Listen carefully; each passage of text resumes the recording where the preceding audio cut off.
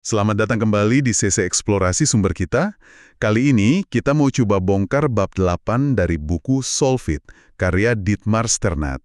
Judulnya cukup menusuk ya, penyebab, buat diagnosis yang tepat. Haha, iya, tegas banget judulnya. Jadi misi kita hari ini tuh mau ngertiin, kenapa sih penting banget buat gali akar masalah dulu, sebelum kita buru-buru cari solusi gitu. Kita pakai wawasan dari bab ini biar jadi kayak detektif masalah yang lebih jago lah. Siap nih buat investigasi? Siap dong. Dan ini bukan cuma teori loh. Bab ini langsung dibuka dengan contoh kasus nyata yang, lumayan bikin deg-degan sih. Oh iya, kasus apa tuh? Kasus anak namanya Celina, umurnya 12 tahun. Dia itu demam tinggi, terus sakit tenggorokan. Nah, diagnosis awal dokter katanya infeksi bakteri biasa. Oke, terus dikasih obat apa? Ya, dikasih resep antibiotik. Tapi ternyata diagnosisnya itu keliru, salah besar malah. Waduh, keliru gimana maksudnya? Celina itu sebenarnya kena glandular fever atau demam kelenjar. Itu penyakit gara-gara virus, bukan bakteri sama sekali. Oh, jadi antibiotiknya nggak ngaruh dong ya? Nggak ngaruh itu satu hal. Yang lebih parah, antibiotik itu malah memicu reaksi alergi yang hebat banget di badan Celina. Ruam parah, dia sampai sesak napas, nyaris ngancam nyawa pokoknya. Ya ampun, serem banget. Iya, serem kan? Ini contoh ekstrim ya, betapa bahayanya terapi kalau diagnosisnya salah. Jadi, ngobatin gejala tanpa tahu penyakit aslinya itu bisa fatal akibatnya. Wah, itu benar-benar pelajaran mahal banget ya. Langsung kebayang kalau di kerjaan atau masalah sehari-hari, kita mungkin sering buru-buru ngasih antibiotik buat masalah yang penyakitnya beda gitu. Sherlock Holmes ya. Kesalahan besar berteori sebelum punya data. Gitu kan kira-kira. Jadi emang fondasinya data sama diagnosa yang benar dulu ya. Nah, terus gimana buku ini ngebantu kita biar diagnosanya benar? Ada caranya gitu? Ada. Buku ini ngasih semacam kerangka diagnosis yang terstruktur gitu tuh. Ada 4 langkah utamanya. 4 langkah ya? Apa aja tuh? Pertama, ya jelas kumpulin data dulu soal situasinya. Gejalanya apa aja sih? Kedua, ini penting. Identifikasi semua kemungkinan akar penyebabnya. Jangan cuma 1 atau 2 yang paling kelihatan. Oke, kumpul data terus identifikasi semua kemungkinan akar penyebab. Lalu?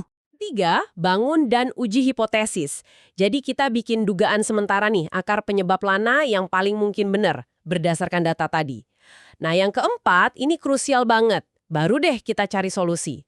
Tapi setelah kita cukup yakin udah nemu akar masalah yang sebenarnya. 4 langkah. Kumpul data, identifikasi semua kemungkinan penyebab, uji hipotesis, baru cari solusi. Kedengarannya sih runut ya. Jadi kayak, mencegah kita main tebak-tebakan yang bahaya, kayak dokter pertama Celina tadi. Oke. Coba kita kupas langkah pertama dulu deh. Ngumpulin data. Tadi ngutip Sherlock, data, gitu kan. Tapi data kayak gimana sih yang kita butuhin? Dan gimana bedain data bagus sama, sampah? Nah, itu pertanyaan bagus banget.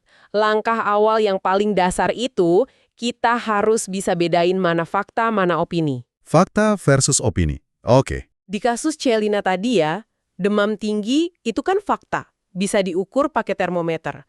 Tapi waktu asisten dokternya bilang, saya pikir ini infeksi bakteri, nah itu opini, itu interpretasi dia. Oh iya bener juga. Kita harus super hati-hati sama opini. Apalagi opini kita sendiri. Kan sering bias tuh. Buku ini juga ngutip Sherlock lagi. Soal waspada sama fakta yang jelas. Maksudnya, jangan telan mentah-mentah info meskipun kelihatannya jelas banget. Harus dicek dulu ya. Harus. Cek sumbernya dari mana. Ada contoh lucu loh di buku, soal halaman Wikipedia klub bola dari Siprus, namanya AC Omonia. Kenapa emang? Jadi pernah ada orang iseng nambahin info palsu di situ. Katanya fans klub itu suka pakai topi dari sepatu bekas, terus yel-yelnya nyebut-nyebut kentang. Aneh banget kan? Topi sepatu bekas, yel-yel kentang. Ada-ada aja. Nah, yang parahnya, info ngaco itu dikutip sama jurnalis dari media besar. Bayangin coba. Waduh, itu bukti nyata banget ya kalau verifikasi itu wajib. Sepalsu apapun infonya kedengeran. Oke, selain bedain fakta opini, cek sumber, apalagi nih yang penting pas ngumpulin data? Konteks. Konteks itu penting banget. Kapan sih masalahnya mulai muncul? Siapa aja orang yang terlibat di situ? Terus, kepentingan mereka apa aja? Dan ini nih, pertanyaan yang sering bikin gak nyaman, tapi perlu banget ditanyain ke diri sendiri. Peran saya sendiri apa ya dalam masalah ini? Wah, itu dalam tuh. Butuh keberanian ya buat jujur sama diri sendiri di bagian itu. Kadang kita lupa ngaca. Betul banget. Terus, ada lagi konsep menarik dari Sherlock Holmes soal anjing yang tidak menggonggong di malam hari. Maksudnya gimana tuh? Anjing nggak menggonggong? Artinya, kita juga perlu perhatiin informasi yang hilang, atau sesuatu yang nggak terjadi padahal seharusnya terjadi. Itu bisa jadi petunjuk penting loh. Oh, jadi bukan cuma apa yang ada, tapi juga apa yang nggak ada ya? Oke. Tapi, ada jebakannya juga di sini. Jangan sampai kita terlalu asyik ngumpulin data terus, sampai akhirnya kena analysis paralysis. Analysis paralysis. Lumpuh karena kebanyakan mikir gitu ya? Iya, kebanyakan analisis, malah jadi nggak bisa mutusin atau bertindak apa-apa. Jadi perlu seimbang lah antara ngumpulin data yang cukup dalam sama kecepatan buat bergerak. Keseimbangan lagi ya kuncinya. Oke. Nah, kalau data dirasa cukup nih, kita masuk langkah kedua. Identifikasi semua kemungkinan akar penyebab. Kenapa sih harus semua? Bukannya biasanya penyebab utamanya udah kelihatan jelas ya? Nah, justru itu sering jadi jebakan. Sering banget penyebab yang paling jelas itu cuma gejala, atau cuma salah satu dari banyak faktor aja. Kalau kita berhenti di situ, ya solusi kita bakal dangkal. Iya juga sih. Makanya, disinilah alat bantu kayak pohon logika atau pohon masalah, logic tree atau issue tree jadi berguna banget. Ini tuh alat visual yang biasa dipakai konsultan buat mecah masalah besar jadi komponen-komponen penyebab yang lebih kecil, lebih terstruktur gitu. Pohon logika. Kayak gimana tuh bentuknya? Bisa kasih contoh biar kebayang? Bisa.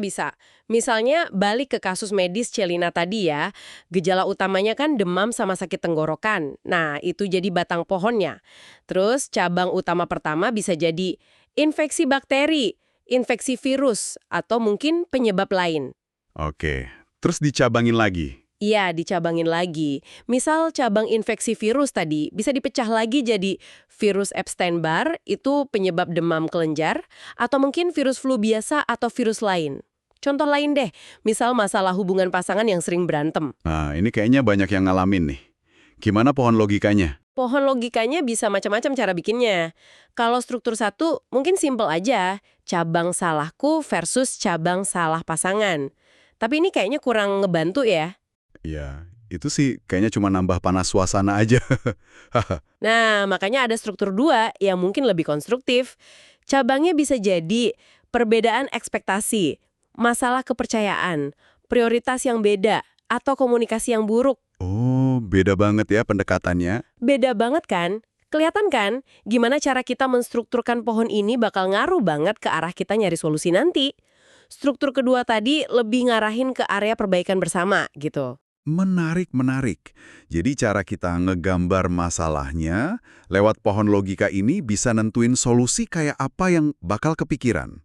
Ini benar-benar soal menerapkan logika secara sistematis ya. Kayak kata Holmes tadi, fokus ke logikanya, bukan ke kejahatannya atau masalahnya itu sendiri. Oke. Anggaplah kita udah punya nih pohon logika yang komprehensif, banyak kemungkinan akarnya. Langkah ketiga, membangun dan menguji hipotesis. Ini kok kedengeran saintifik banget ya. Gimana ini bisa bantu kita biar nggak kejebak sama ide kita sendiri? Tepat sekali. Pengujian hipotesis ini sebenarnya senjata ampuh banget buat ngelawan yang namanya bias konfirmasi. Bias konfirmasi. Itu yang kita cenderung cari bukti yang dukung apa yang udah kita percaya, terus ngabaikan bukti sebaliknya, gitu bukan sih? Persis. Kayak misalnya kita udah ngerasa si A paling cocok buat proyek ini, kita jadi fokus cari info bagus soal A, terus info jeleknya kita anggap angin lalu aja. Iya. Sering tuh kayak gitu tanpa sadar. Terus gimana hipotesis ini bantu? Nah, makanya kita perlu hipotesis.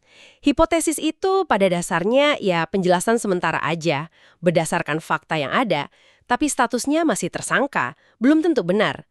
Buku ini malah nyaranin istilah hipotesis kerja, atau working hypothesis. Kenapa kerja? Biar kita ingat kalau ini masih proses, belum final. Jadi kita nggak terlalu jatuh cinta sama satu ide aja gitu.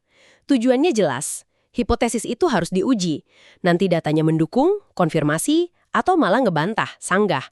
Dua-duanya sama berharganya loh, karena sama-sama ngasih pelajaran baru. Oke.